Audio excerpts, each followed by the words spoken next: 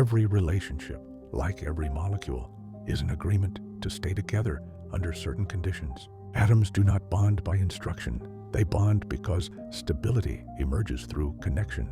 Sacred science looks at chemistry not as metaphor, but as lawful behavior repeated across scales. When we observe how atoms join and separate, we witness intimacy in its most honest form. No romance, no morality, just structure revealing truth. And so, here are 9 scientific ways atomic bonds mirror the nature of relationship. 1. Shared electrons, shared life. Covalent bonds form when atoms share electrons to reach stability. Relationships stabilize through shared resources, not unilateral extraction. 2. Attraction through difference. Ionic bonds arise from opposite charges seeking balance.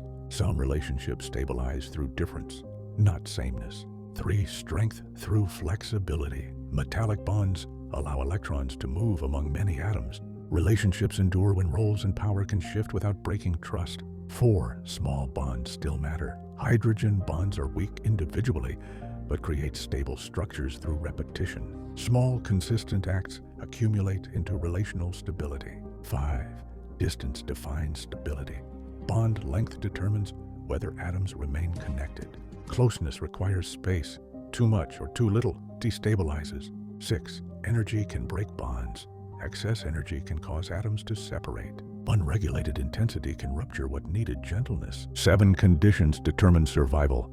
Temperature and pressure decide whether bonds form or dissolve. Relationships survive only under supportive conditions. 8. Stability seeks balance. Atoms bond to reach lower energy states. Relationships stabilize in sustainable states, not chronic activation. 9. Bonds are not eternal. Chemical bonds break and reform without judgment. Endings are reconfigurations, not failures. And so we realize connection is structural, not sentimental. Stability matters more than permanence. Breakage carries information.